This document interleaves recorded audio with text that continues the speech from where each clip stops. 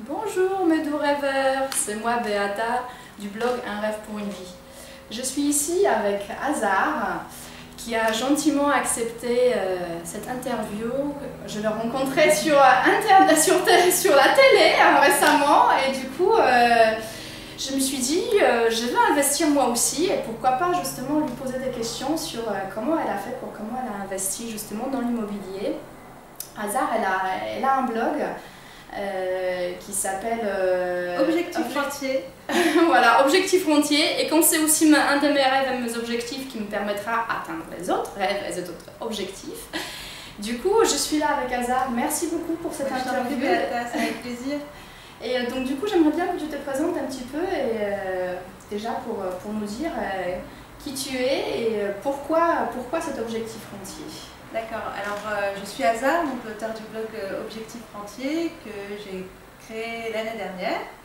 Et en fait, bon, si Beata m'a connue, c'est parce que je suis passée dans le Capital il n'y a pas très longtemps. Donc du coup, c'est comme ça que Beata m'a rencontrée. Elle a été trop forte. Merci. Donc j'ai 32 ans et c'est vrai que depuis 2-3 ans, je me dis que j'ai pas envie de travailler toute ma vie. Que j'ai d'autres rêves, d'autres objectifs et qu'ils ne se passent pas dans une tour sous un néon. Et c'est vrai que l'immobilier, je ne saurais pas dire exactement à quel moment c'est venu. Ça m'a intéressé très vite, l'investissement m'a intéressé très vite, au point que ça devienne un réel objectif pour devenir rentier. Je dirais que ça fait vraiment 2-3 ans, parce que je me suis rendu compte que c'était simple entre guillemets, dans le sens où je savais que je pourrais peut-être pas m'enrichir avec la bourse parce qu'il faut quand même d'énormes connaissances. Gagner au loto, il faut avoir beaucoup de chance. Je ne voyais pas quel était le pilier de richesse qui pourrait faire en sorte que je puisse dégager plus de temps, me consacrer à des passions, me consacrer à moi, à ma future famille quand j'aurai des enfants, j'en sais rien. Et je me suis rendu compte que l'immobilier c'était certainement le pilier le plus simple. Et quand j'ai acheté ma résidence principale, qui était un petit 2 pièces sur Paris, ça m'a vraiment passionnée. L'immobilier m'a passionnée en fait en soi. C'est-à-dire. Donc tu as découvert ta vraie passion en ouais, fait. ça m'a passionnée. Enfin, visiter des apparts, j'ai trouvé ça vachement sympa. Pouvoir imaginer ce qu'on pouvait en faire. C'est-à-dire que même faire des plans, il y a des logiciels en ligne où on peut voilà, aménager des espaces, bouger les murs et se rendre compte qu'on peut. Limite devenir un mini architecte d'intérieur, enfin voilà, donc ça m'a aussi... C'est un plein métier en soi-même, voilà, en la fait. déco, Ouais, etc. Ouais.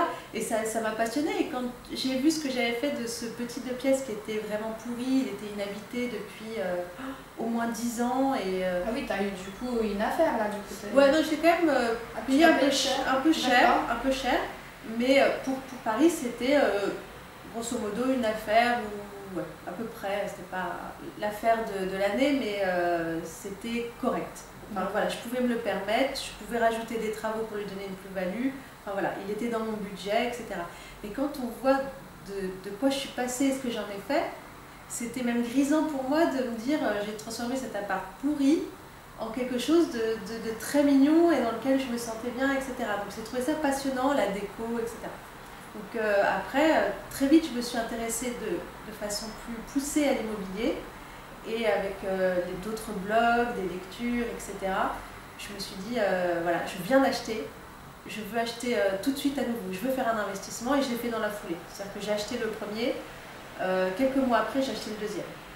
D'accord, donc tu as aujourd'hui combien de biens? Alors aujourd'hui, j'ai 2 appartements à Paris et je suis en train d'acheter un lot de 7 parkings à Lille. Et j'ai aussi mis une cave en location. Donc, et je compte acheter aussi un autre appartement en région parisienne aussi cette année. D'accord. Donc finalement, tu t'es fixé un objectif, j'avais vu sur ton blog, un bien par an, mais finalement, cette année, tu es sur 2 par an? Ouais, alors c'est ça, j'aimerais en acheter un par an. Cette année, j'espère pouvoir en faire 2, mais peut-être qu'il y aura des années où j'en ferai pas. Donc voilà, ce sera une moyenne. Et si je peux en faire plus, j'en serais ravie. D'accord, mais du coup, par rapport à ça, je me demandais justement, une de mes questions, c'était comment tu fais pour, au niveau de ta banque, au niveau des crédits, parce que je m'en doute que tu achètes tout à crédit, pour que tu n'as pas un taux d'endettement trop élevé et que la banque veuille te prêter? Parce que bon, en ce moment, on entend beaucoup que les banques sont un peu frileuses pour prêter et tout ça. Donc, comment ça se fait que toi, tu arrives à avoir des prêts? Bon, alors le premier prêt, c'est jamais très difficile. Voilà, donc ça on est d'accord. Ça, le premier, ça va. Et puis, s'ils sont difficiles, il suffit de dire que c'est pour sa résidence principale. Comme ça, vous ne dites pas que c'est pour un investissement et ça passe. Parce que parfois, ils sont d'accord pour une résidence principale, mais l'investissement, ça leur fait un peu peur. Donc au pire, il y a la petite technique c'est pour... Ils ne sont pas au courant que tu as déjà d'autres biens ou tu passes d'autres biens? Non, mais là, c'est le premier. Imaginons que c'est le premier. D'accord. Tu es locataire, tu dis à la banque, voilà, je veux acheter ma résidence principale. Elle va te prêter. Ok, voilà. C'est bon, on y est. Voilà. On y est dans la première, donc maintenant on va au deuxième. Le deuxième, donc tu es déjà endetté maintenant pour ton premier. Le deuxième, il faut trouver un bien qui fasse en sorte que tu n'augmentes pas ou peu ton taux d'endettement. Donc c'est-à-dire qu'il faut un bien dont le loyer va être supérieur à tes mensualités. D'accord.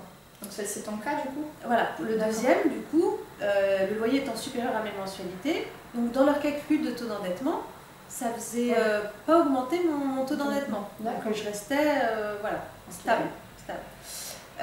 Le troisième, là par exemple pour les parkings, pareil, les loyers potentiels que je vais avoir seront supérieurs à l'emprunt. Et là, c'est pas un énorme emprunt. Là. Les 7, je les achète 40 000 €. Donc voilà, je vais avoir peut-être entre 200 et 250 de crédit. Je ne sais pas, ça va. Je peux encore me le permettre. Et je suis salariée, j'ai un salaire. Voilà, le fait d'être salarié, d'avoir un CDI, permet aussi de faire ça. Donc là, voilà, ça n'augmente pas trop mon taux d'endettement. À un moment donné, tu as raison, je serai bloquée. Oui. Et là, qu'est-ce qu'il faut faire dans ce cas-là? Mais il faut créer une société, une SCI ou d'autres. Après, il faut être conseillé par des gens qui s'y connaissent bien. Mais parce qu'à ce moment-là, la banque, elle ne te prête plus à toi, elle te prête à une société. Et là, c'est plus pareil. D'accord. Voilà, donc une petite astuce, n'oubliez pas. Une fois que le taux commence à augmenter trop, c'est pour ça qu'il y a des gens qui ont 30 appartements. Évidemment, si on fait leur taux d'endettement personnel, ils sont surendettés. Mais finalement, c'est pas eux qui sont endettés, c'est leur SCI, voilà. Donc, quand c'est une société, c'est pas pareil. Ok, une super astuce alors. Après, il y a plein d'autres astuces, mais voilà. D'accord. Et donc du coup, tu parlais tout à l'heure des lectures, du coup. Est-ce qu'il y a vraiment des livres qui t'ont permis progresser justement dans tes investissements, qui pourront justement à personnes qui nous regardent donner des idées dans lesquelles ils piocheront justement des petites idées? Donc si tu peux me citer 2 livres par exemple qui t'ont aidé et qui peuvent aider peut-être les personnes qui nous regardent. Alors j'ai lu plein de livres, beaucoup de blogs aussi, mais j'ai lu beaucoup de livres. Alors, c'était pas forcément des livres qui étaient focus sur l'immobilier, mais dont l'immobilier était sous-jacent, si tu veux, dans l'histoire. Comme par exemple Père riche, Père pauvre de Robert Kiyosaki. D'ailleurs, comme je savais que tu allais me demander quelques livres, voilà. Père riche, Père pauvre de Robert Kiyosaki. Je ne l'ai pas encore lu, donc je sais le prochain alors. Vraiment, j'ai trouvé ça super. C'était super. Alors, c'est plus sur les finances personnelles. Il parle de l'immobilier parce que c'est l'une des raisons qu'il a aussi rendu millionnaire. Et donc là, c'est plus son histoire et sa relation avec ce qu'il appelle ses 2 pères. Il y a son vrai père biologique et le père de son meilleur ami. Et son père biologique qui était instruit, il ne deviendra jamais riche. Et le père de son meilleur ami qui n'avait pas le baccalauréat était devenu l'homme le plus riche d'Hawaï. Et donc en fait, il explique les 2 visions de l'argent par quelqu'un d'instruit qui finalement ne deviendra jamais riche et par quelqu'un qui n'a pas été à l'école et qui est devenu millionnaire. Donc comme quoi l'argent n'a rien à voir avec l'éducation en tant que telle, mais que c'est plus une mentalité. Là, je te rejoins complètement parce que tout à l'heure, ce que je disais justement, je te coupe, désolée. Mais du coup, ce que je disais tout à l'heure, c'est cette vision de l'argent, elle est très importante et si vous ne croyez pas que vous allez pouvoir en avoir assez, vous n'en aurez jamais assez. Donc c'est cette vision de se dire que cet argent, il est là pour vous aider à atteindre vos rêves et pour tout simplement pour aider derrière les gens qui, une fois que vous réalisez vos rêves, vous allez avoir les capacités de pouvoir aider les autres, quoi. Donc c'est ça qui est beau. Et donc ce que je disais, c'est que on en connaît des gens qui sont très instruits, qui sont ingénieurs, médecins, etc. Exactement. Mais qui à la fin du mois n'ont plus rien. Ouais. Parce qu'ils ont tout dépensé dans des choses parfois souvent inutiles. Et donc la question en fait qu'il faut se poser, c'est est-ce qu'il vaut mieux gagner 10 000 € par mois et dépenser 10 000 € par mois? Enfin non, c'est même pas ça la question, c'est qui est le plus riche des deux? La personne qui gagne 10 000 € par mois et qui dépense 10 000 € par mois, ou la personne qui gagne 3 000 € par mois, qui en met 1 000 de côté tous les mois. À la fin de l'année, qui est la personne la plus riche? Donc tu vois, et c'est ce genre de livres qui te font naître ce genre de réflexion. Et il parle d'immobilier parce que son père riche, comme il l'appelle, avait investi, lui-même a investi, et il y a des petites phrases qui m'étaient restées dans la tête. Par exemple, à un moment donné, son père riche lui dit la meilleure dette, c'est une dette qu'on ne rembourse pas soi-même. Et là, il parlait de l'immobilier à ce moment-là, parce qu'on a des loyers qui remboursent un crédit. Donc en fait, on a une dette qui est remboursée par quelqu'un d'autre, entre guillemets. Donc voilà, ça c'était vraiment un super livre sur la vision de l'argent, des finances personnelles, de voilà, l'immobilier, l'investissement, voilà, les catégoriser aussi les gens. Il y a les investisseurs, il y a les salariés, il y a les indépendants. Enfin voilà, et il parle très très bien de tout ça, et son histoire aussi. En fait, on vit ça à travers son histoire, de sa petite enfance à aujourd'hui, et c'est vraiment super. Et finalement, pour dire que tout le monde peut réussir dans l'immobilier, n'ayant même pas inscrit, il a eu des coups durs, voilà, il est pas né, enfin, il est dans une famille normale, voilà, mais il a eu des moments très durs, il a vécu aussi dans sa voiture. Donc, il n'a pas toujours été riche comme il l'est aujourd'hui, et on voit bien que même en ayant atteint le fond, il y en a qui réussissent, et tout ça c'est une mentalité, c'est dans la tête. Voilà, c'est dans la tête. Et aussi la prise de risque. Parce que moi je vois beaucoup de personnes sur mon blog qui me disent mais imagine le locataire ne paye pas. Bah oui, c'est un risque. Mais tu parles aussi des assurances. Voilà. D'ailleurs, tu donnes une super astuce pour aller prendre l'assurance à l'extérieur, en dehors du crédit. Ah non, c'est deux assurances différentes. Il y a l'assurance du crédit, effectivement, mais il y a aussi l'assurance de loyer garantie. Voilà, c'est ça. Donc du coup, celle-ci, on peut la prendre en dehors de... Ah oui, de toute façon, c'est en dehors, celle-ci. Celle-ci, elle est complètement en dehors. Mais voilà, mais c'est ce que je dis souvent, c'est ce que je réponds souvent, c'est qu'il n'y a pas de gain sans risque, en fait. Je vois pas, je connais pas d'investissement avec zéro risque. Ou alors, c'est un livret A, alors, effectivement. Et encore, il y a un risque, puisque vu le temps, dans quelques années, on perd plus d'argent à laisser son argent dormir avec des taux comme ça, puisque avec l'inflation, 10 000 € aujourd'hui, ça ne vaudra pas 10 000 € dans 20 ans. Donc voilà, ce que je dis, c'est qu'il n'y a pas de gain sans risque, et que oui, c'est un risque, mais l'idée là, c'est de voir comment on peut faire pour diminuer ce risque. C'est ça l'idée. C'est pas ne pas prendre de risque, parce qu'à ce moment-là, on va travailler, et encore, il peut y avoir des risques. Oui, c'est sûr. Surtout dans le monde actuel, les emplois sont délocalisés, donc tous les jours, on peut perdre son boulot. Donc, voilà. Donc il ne faut pas penser en disant qu'est-ce qui va se passer de mal.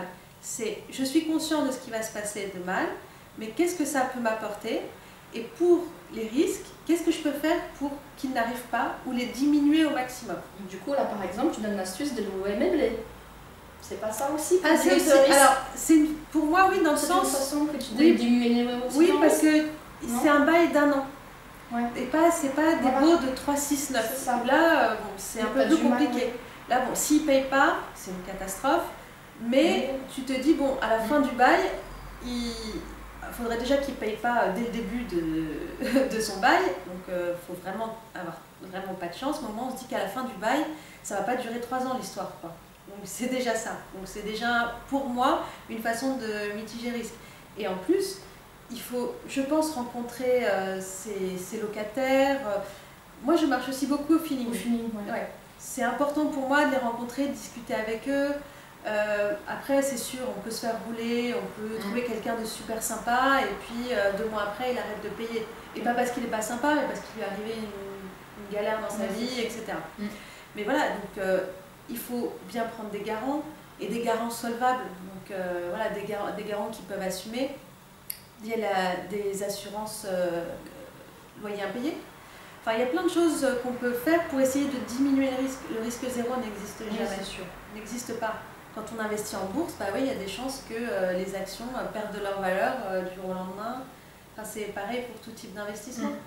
Exactement. Très bien. Et par contre, je crois que tu as un deuxième livre aussi à nous partager. Alors, oui, j'aime beaucoup ce livre aussi. Donc, c'est L'homme le plus riche de Babylone. Où là, en fait, c'est des petits contes. C'est le livre de George Samuel Clason.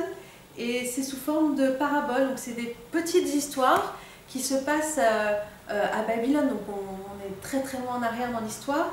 Mais ça explique en fait toute cette notion d'argent, d'économie, de taux d'intérêt. C'était déjà là il y a des centaines, des milliers d'années. Et donc il y a plein de petites histoires où il y a une morale. Et on apprend voilà, des finances personnelles par des petites histoires. Et en fait ce livre pourrait même être lu par des adolescents. Parce que c'est ça qui est dommage, c'est qu'à l'école il n'y a pas vraiment d'éducation sur les finances personnelles. Alors que ça on le regrette beaucoup. Bah oui.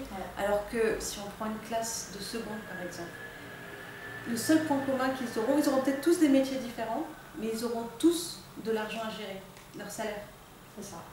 Et sauf qu'on ne nous apprend pas à gérer ça. Et on est tous, au début, on dépense tout ce qu'on gagne, ce que tu disais tout à l'heure, parce que du coup on ne sait pas gérer, et on connaît que le livret A, des choses qui ne nous apportent rien du tout. Voilà, donc si on n'est pas curieux ou si on n'a pas eu une éducation par rapport à sa famille, par rapport à l'argent, on ne se rend pas compte vraiment de ce qu'on fait. On a de l'argent, on paye nos factures, on dépense le reste, voilà. Sauf qu'on est dans une nouvelle économie maintenant. Et donc du coup, grâce à nous et à d'autres blogueurs, vous allez apprendre comment faire justement pour gérer cet argent. On ne nous apprend pas à investir, on ne nous apprend pas à devenir indépendant. Enfin, en fait, on nous apprend simplement à devenir salarié. À l'école, on n'a pas eu de cours qui nous expliquaient comment monter une boîte ou voilà. Parce que l'éducation nationale pense qu'on sera des salariés. N'imagine pas qu'on pourrait devenir des entrepreneurs, des investisseurs. C'est ça. Donc, et ça, c'est un livre qui pourrait être vraiment lu au lycée. Et voilà, bon, moi je l'ai lu bien après. Et ces livres-là, j'aurais aimé les lire bien avant. Peut-être que j'aurais commencé tout ça bien avant. D'accord. Bon, deux livres qu'il faut absolument lire. Même moi, je vais devoir les lire parce que du coup, je les conseille. Donc du coup, dès que je les lis, je vous partagerai mes commentaires dans le blog. Oui, tu feras un petit résumé. Oui, voilà, c'est ça. Et donc du coup, pour un petit peu résumer et pour un petit peu dire quels sont tes conseils clés. Donc dis-nous peut-être 2-3 conseils clés que tu aurais pu donner du coup aux gens qui nous regardent pour investir dans l'immobilier. Alors moi je me rends compte que les gens ils ont souvent peur. Ils ont peur de passer le cap. Parce que justement ils pensent plus aux problèmes que ça pourrait leur apporter, aux risques, qu'aux avantages. Je pense qu'il faut vraiment se délester de cette peur et à la limite de prendre une feuille et de faire la liste des avantages et des inconvénients potentiels. Parce qu'en plus les avantages ne sont pas potentiels, c'est les inconvénients. C'est-à-dire qu'on est sûr d'avoir un appartement et d'avoir des loyers, mais peut-être qu'il peut y avoir un grain de sable dans la machine. Mais voilà. Et vraiment de se rendre compte de ce que ça peut leur apporter sur le long terme et vraiment de mûrir ça. Et de passer le cap en se disant cet investissement, je vais en avoir les fruits pour toute ma vie. Donc j'ai peur là, mais si je passe ce cap, je vais vraiment récolter les fruits pendant longtemps et peut-être même mes enfants, etc. Donc c'est vraiment se délester de ces craintes et de ces peurs par rapport à ça. Voilà, dès qu'on passe ce premier cap-là, je pense c'est déjà un bon début. Après, quand on veut investir et que vraiment on n'y connaît pas grand-chose, qu'on a un peu peur, etc., je dirais de commencer petit. De peut-être pas se lancer dans l'immeuble pour le premier investissement. Oui, parce que là, il faudra quelque chose comme ça, tu dirais. Parce que bon, même un petit immeuble, c'est une gestion de plusieurs locataires en même temps. C'est peut-être trop de problématiques pour quelqu'un qui peut-être débute et en plus a un peu de crainte. Donc voilà, commencer peut-être petit, le studio, le 2 pièces. Voilà, peut-être pas trop loin de chez soi si on veut le gérer ou avoir vraiment un œil dessus, etc. Voilà, je dirais peut-être commencer petit Ne pas voir les choses trop grands pour le premier. Après, si on n'a vraiment pas peur, on est fonceur, je dirais, allez, on y va, il y a là l'immeuble, le grand appart, on fait la coloc, etc. Mais voilà, si vraiment on a quelques craintes, je dirais voilà, le studio. En plus, voilà, cibler peut-être la population étudiante. Enfin, moi, c'est ce que j'ai des étudiants. Et c'est peut-être aussi quand je disais qu'il faut minimiser les risques, il y a quand même des populations qui sont peut-être plus à risque que d'autres. Et vraiment, les étudiants, c'est top parce que déjà, ils ne restent jamais très longtemps.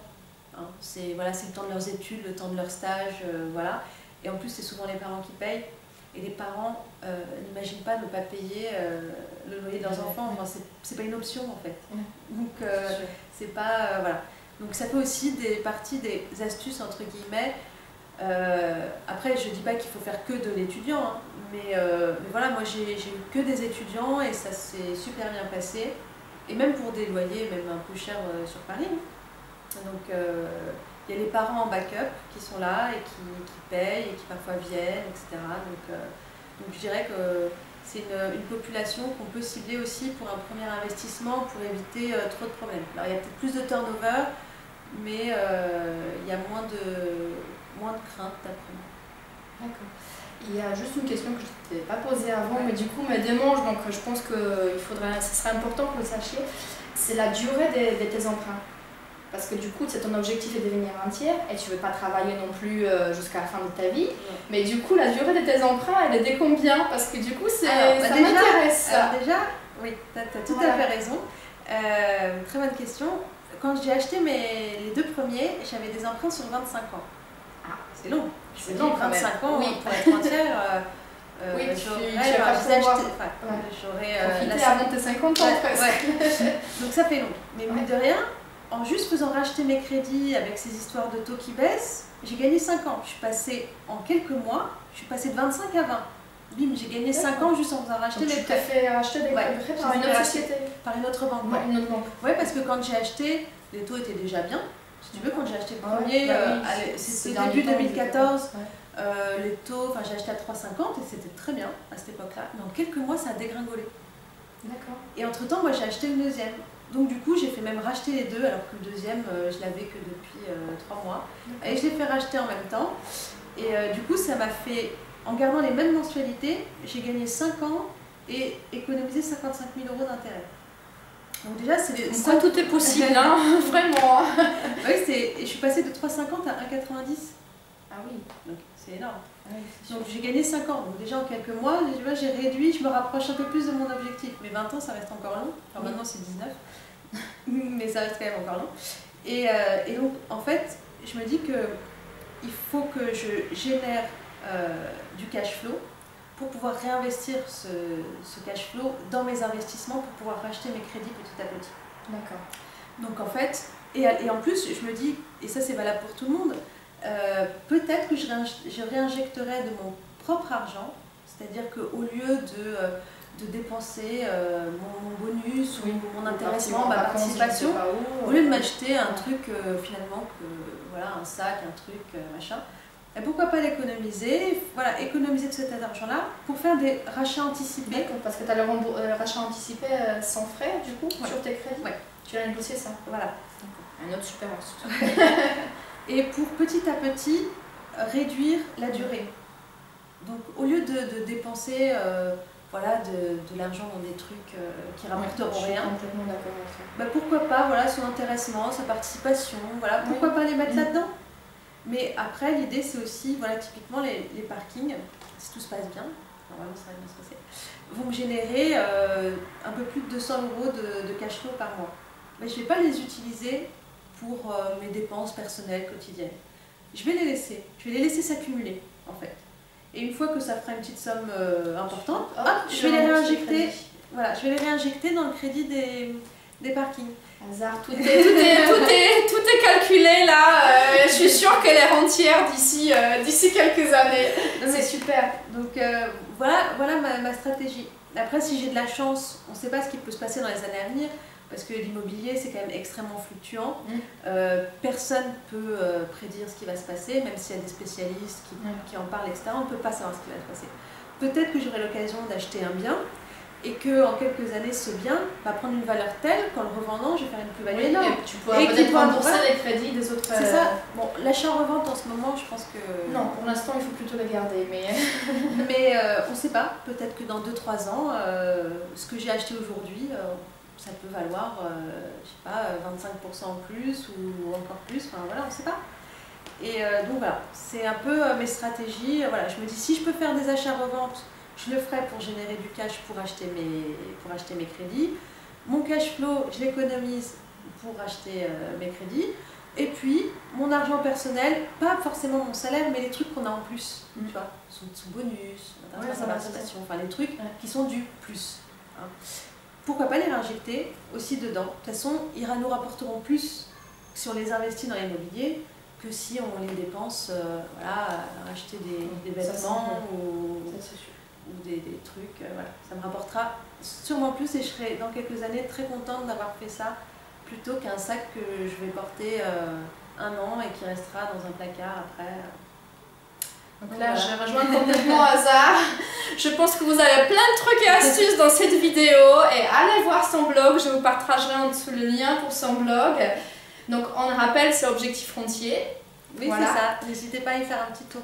Voilà, et il y en a plein encore de trucs et astuces dessus. Alors à très bientôt les amis. Au revoir. Au revoir.